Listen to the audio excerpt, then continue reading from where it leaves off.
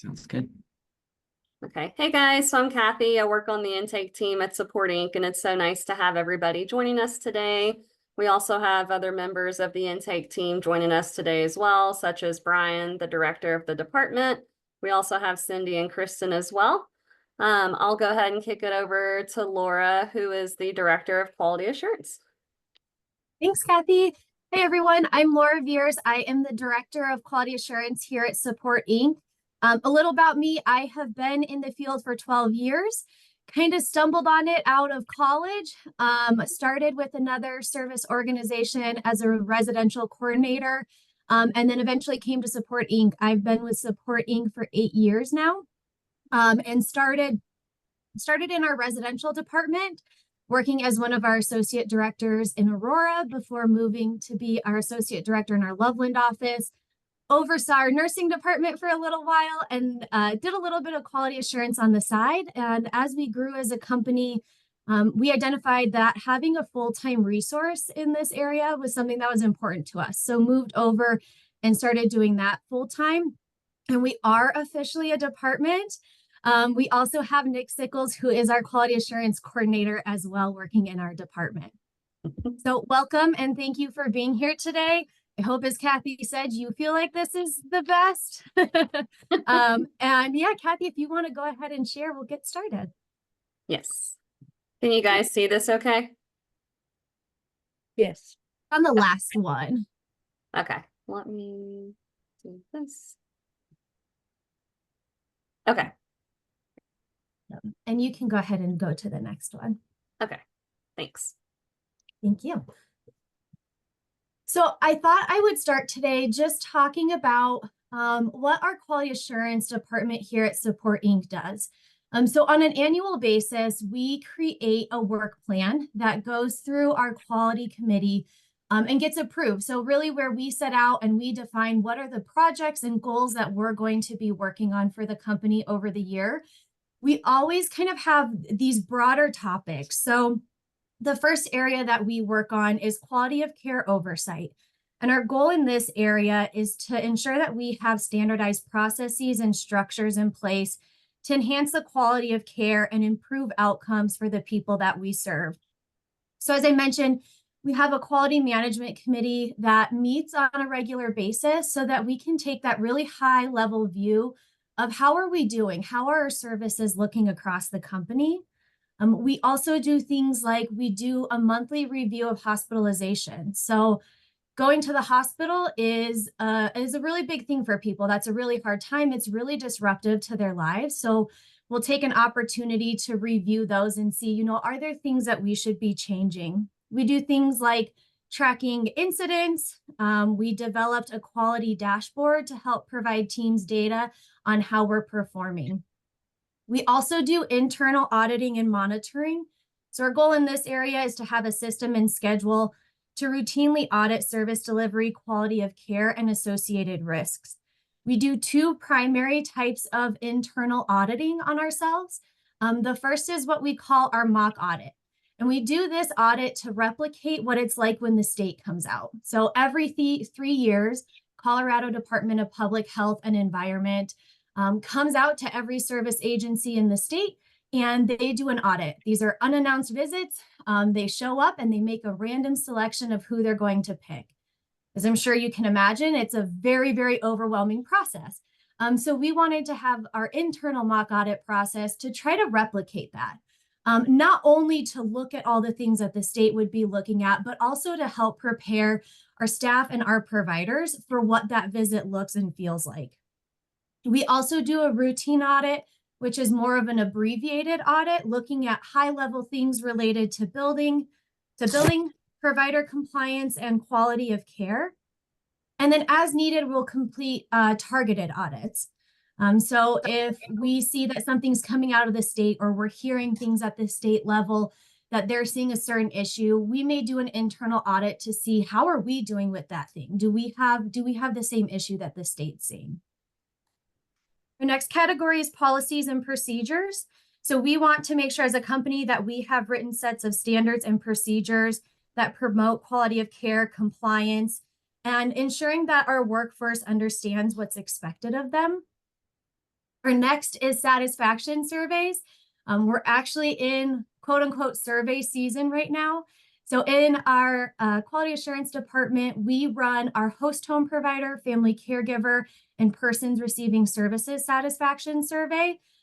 For us, it's really important that we get that anonymous feedback from people on an annual basis to measure our quality of services, people's satisfaction with the company, identifying what's going well, what might not be going well.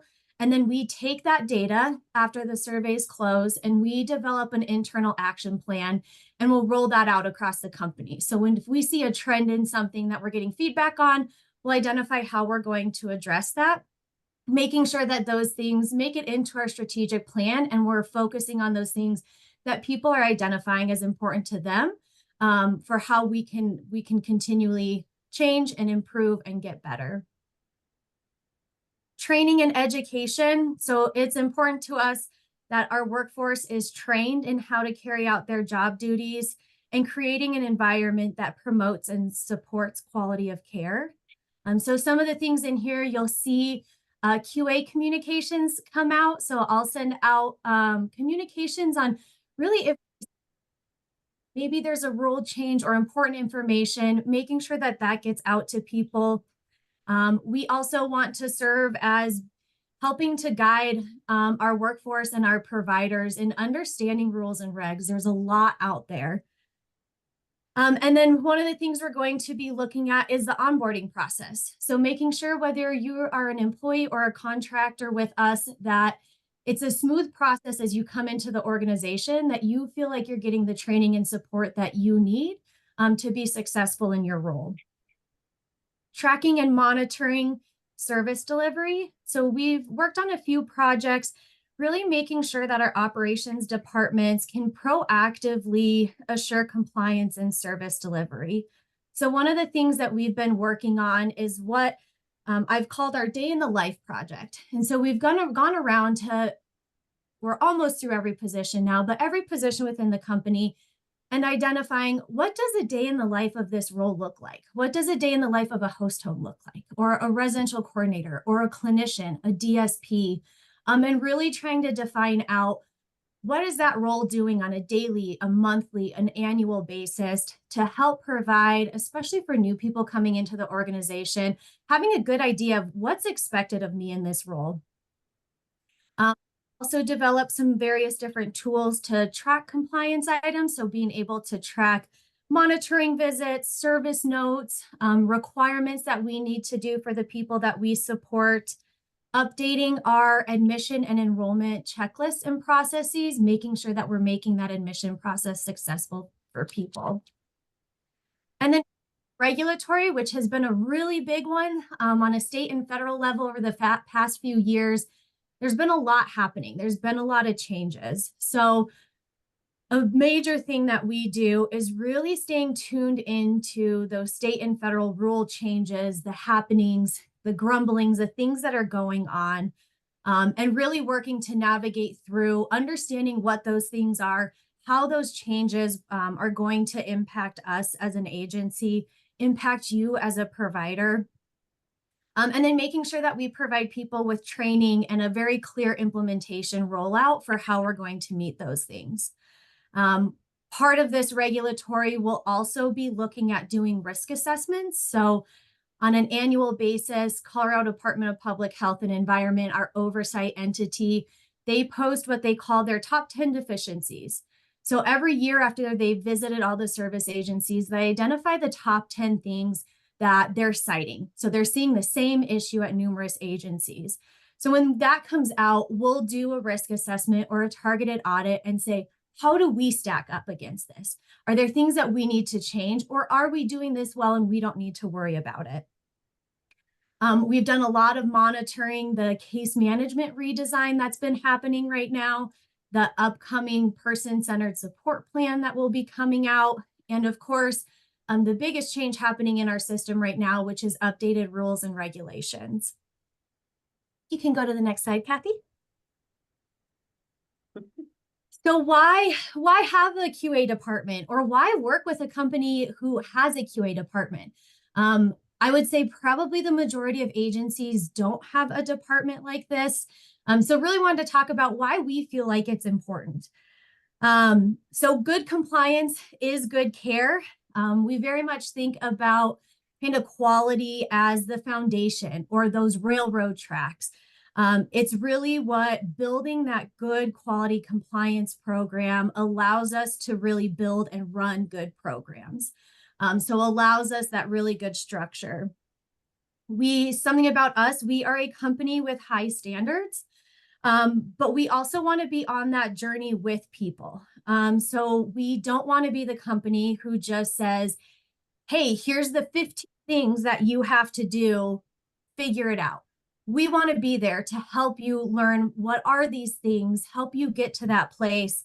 I think one of the things that we take a lot of pride in is hearing the person first.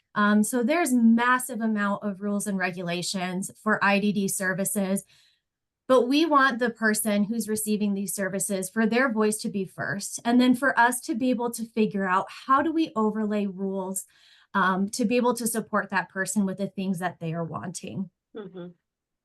We always want to use data to inform how we're doing. So we do a lot of data collecting, a lot of data analysis to be able to say, here's what we're doing really well, or hey, we see a problem here.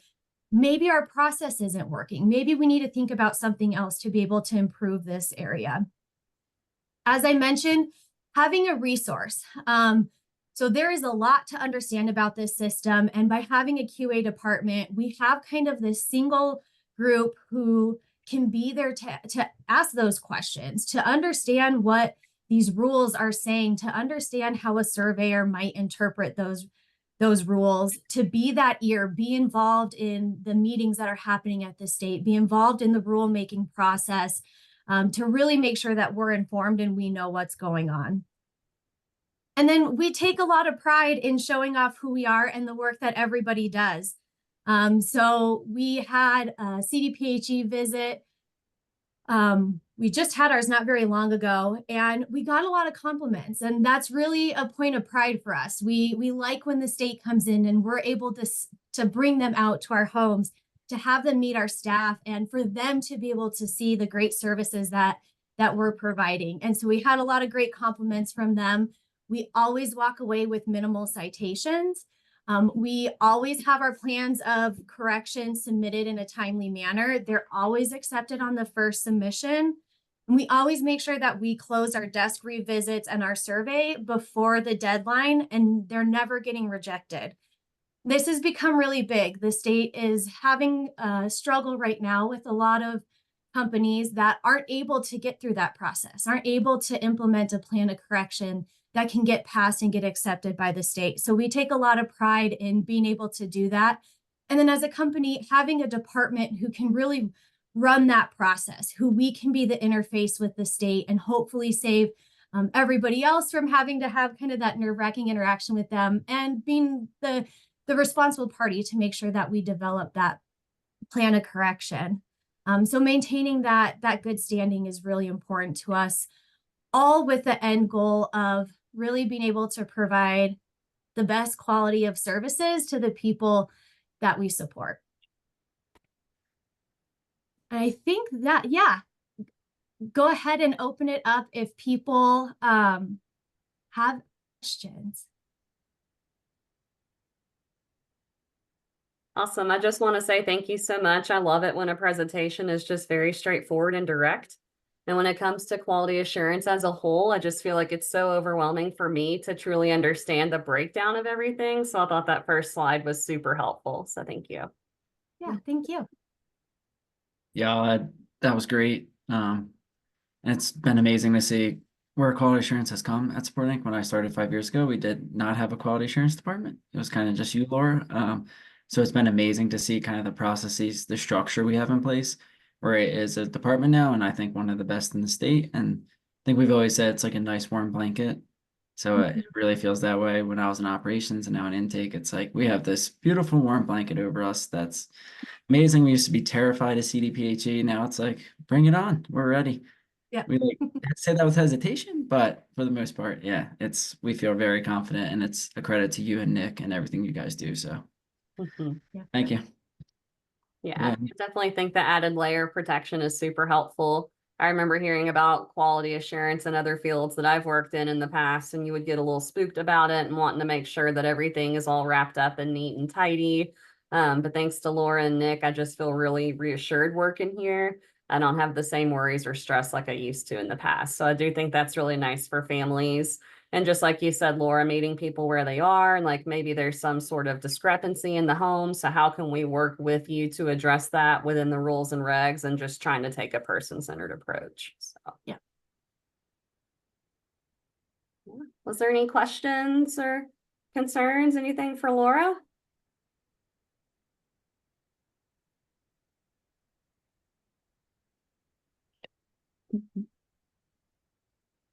Didn't want everybody jumping at once. It's okay. Means you nailed it. It's a good Yeah. team. Yeah. And I'm assuming you'll send out the PowerPoint, Kathy. My contact information is in there. So feel free to reach out at any time if you have questions. Like I said, we wanna help be a support to people.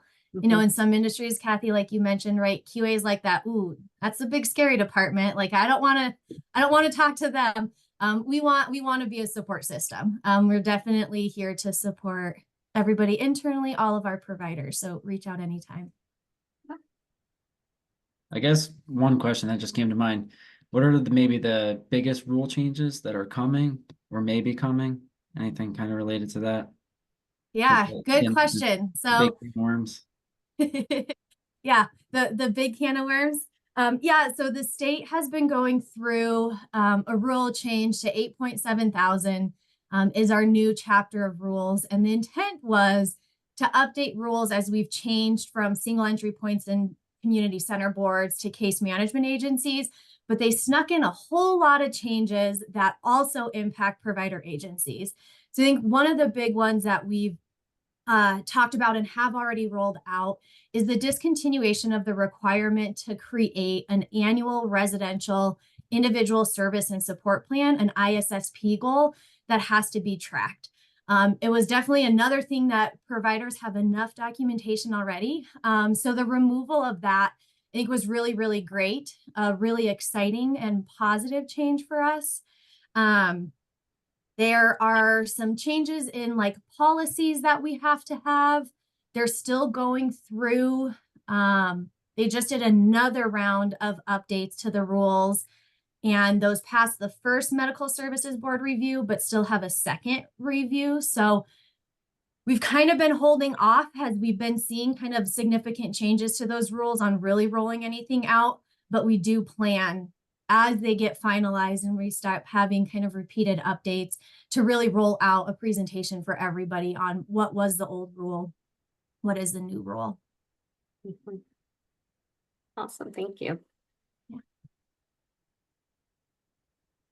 Any other questions while we're on here together?